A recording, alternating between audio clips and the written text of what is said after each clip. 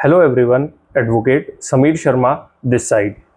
जैसे कि हमने अभी बात करी एक प्रोसेस की जिसमें कुछ 4-5 लोगों को एक लाइन में खड़ा कर दिया जाता है एंड विटनेस से बुला के पूछा जाता है पुलिस ऑफिशियल्स के द्वारा कि तुम इसमें से आइडेंटिफाई करो कौन पर्सन रियल अक्यूज था।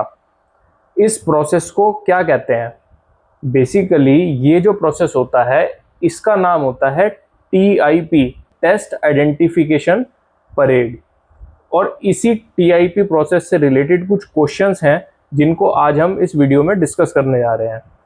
तो सबसे पहला क्वेश्चन होता है कि क्या पुलिस ऑफिशियल्स को ये पावर है कि वो इस प्रोसीजर को कंडक्ट करा सकें? So the answer is completely no. The police officials are completely barred and restricted to conduct this process because ये जो प्रोसेस है ये जुडिशियल मजिस्ट्रेट या एग्जीक्यूटिव मजिस्ट्रेट या किसी ऐसे इंडिपेंडेंट पर्सन के द्वारा जिसको एम्पावर करा गया है जुडिशियल मजिस्ट्रेट या एग्जीक्यूटिव मजिस्ट्रेट के द्वारा, ये उनके द्वारा प्रोसेस कंडक्ट कराया जाता है। ये उनका प्रेरोगेटिव है रादर देन कि पुलिस ऑफिशियल इस प्रोसेस को कंडक्ट करे। सो TIP जैसा प्रोसेस पुलिस ऑफिशियल्स को कोई पावर नहीं होती। इवन अगर TIP होते टाइम पुलिस ऑफिशियल कोई वहां पे अवेलेबल है, IO वहां पे अवेलेबल है, देन वो TIP प्रोसेस को वॉइड माना जाता है, वो गलत है।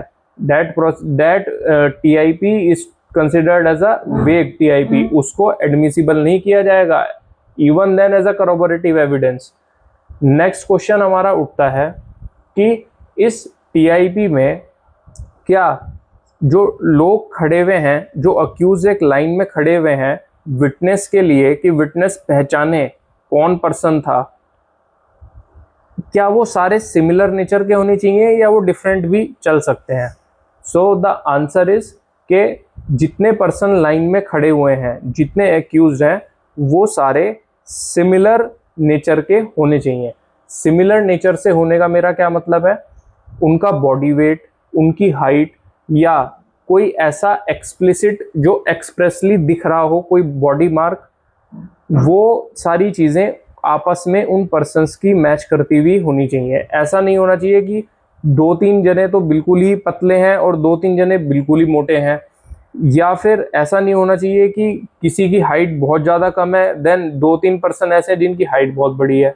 सो कुछ सिमिलर स्ट्रक्चर वाले पीपल जो अक्यूज हैं लाइन में खड़े हुए, वो इस वे में अरेंज होने चाहिए। एंड सबसे इंपॉर्टेंट बात, अगर कोई ऐसा मार्क है, फॉर एग्जांपल किसी अक्यूज के फेस पे बड़ा स्टिच मार्क है, देन हमें और अलग जो पर्सन्स हैं, जो 3-4 अदर एक्यूज्ड हैं, उनको भी ऐसा ही सिमिलर वे में लाना पड़ेगा। उनके फेस पे भी उसी तरीके का मार्क होना चाहिए, वरना ये तो बहुत इजी हो जाएगा विटनेस के लिए कि वो सिंपली ये कह सकेगा कि ठीक है सर, इस पर्सन के फेस पे ऐसा मार्क है, हाँ यही पर्सन था। तो ये चीज़, ये टेस्ट में एक्यूरेसी को बिल्ड करने के लिए, एक्यूरेसी को उस हद तक मेंटेन करने के लिए कि वो कोर्ट में एज अ एविडेंस प्रूव हो सके, इसलिए हमें ये चीज़ का भी ध्यान रखना पड़ता है कि वो अक्यूज सारे सिमिलर नेचर के हों। नेक्स्ट क्वेश्चन हमारा उठता है कि अगर विटनेस ऑलरेडी अक्यूज को जानता है, क्या वो टेस्ट वैलिड टेस्ट कंसिडर किया जाएगा? So the answer is no. In any case अगर विटनेस का कोई भी आइदर डायरेक्ट और इनडायरेक्ट रिलेशन है उस अक्यूज के साथ में, वो जानता है उसको, then that test can not be considered to be admissible in the court of law at any cost. Next question हमारा उठता है कि क्या कोई सेक्शन है जो गवर्न करता है इस टेस्ट को, TIP को? So section 7 of Bharatiya Sakshya Adhiniyam, that is erstwhile section 9 of Indian evidence act, govern करता है that is TIP, test identification parade को। जो क्या कहता है चलिए जानते हैं। सो सेक्शन 7 कहता है facts necessary to explain or introduce a fact in issue or relevant fact which establishes the identity of anything or person whose identity is relevant। Witness ने देखा है एंड अगर विटनेस ने देखा और उस पर्सन को पहचाना तो ये एक फैक्ट इन इशू जो मेन मुद्दा है और रेलेवेंट फैक्ट जो एक्ट हुआ है उसके लिए ये हेल्पफुल हो सकता है, ये कॉरोबोरेटिव एविडेंस हेल्पफुल हो सकता है जस्टिस दिलाने के लिए विक्टिम को। सो टेस्ट आइडेंटिफिकेशन परेड कोई कंक्लूसिव या सब्सटेंटिव एविडेंस नहीं है, ये एक कॉरोबोरेटिव एविडेंस है, एक सपोर्टिव एविडेंस है, जिससे एक बेसिकली बेस मिलता है, एक सपोर्ट मिलता है फर्दर एविडेंस को।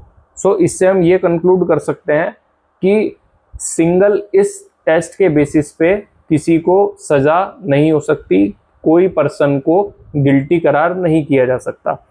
कंप्लीट जजमेंट तक, फाइनलिटी तक पहुंचने के लिए एक कंक्लूसिव प्रूव होने की ज़रूरत है। सो ऐसी ही कुछ इन्फॉर्मेशन के लिए बने रहिए द लॉ के साथ। Thank you.